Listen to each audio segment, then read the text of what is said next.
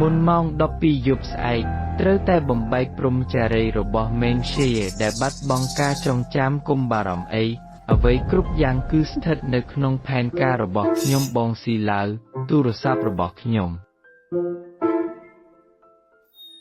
ទូរស័ព្ទតែងដោះសោឲ្យខ្ញុំមើលជារបស់ខ្ញុំទេតាហេមើលបងស៊ីឡាវអញ្ចឹងបងហាត់ប្រាណបន្តចុះខ្ញុំក៏សូមបងមិនពន់យកបន្តិចទេលេខសម្ងាត់ទូរស័ព្ទបងហេតុអ្វីក៏ដូចគ្នានឹងខ្ញុំអីចឹងឬក៏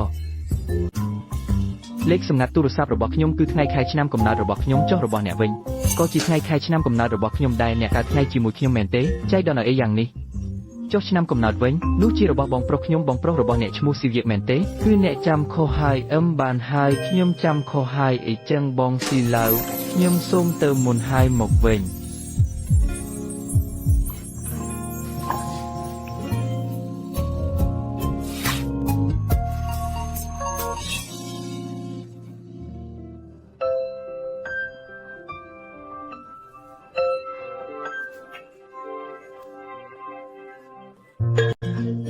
ខ្ញុំទើបតែជួយសង្គ្រោះអ្នកតើអ្នកមិនមានគម្រោងតបស្នងខ្ញុំបន្តិចទេអរគុណហើយគ្រាន់តែអរគុណប៉ុណ្ណឹងគ្រាន់តែស្ករគ្រាប់មួយគ្រាប់ក៏ចង់បណ្ដេញខ្ញុំទៅហើយគិតចង់លុបចោលទាំងអស់មែនទេ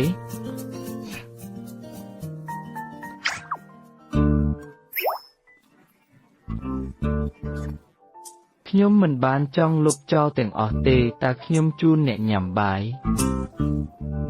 មើលកូនលេងប៊ីយ៉ាបានទេបានទេ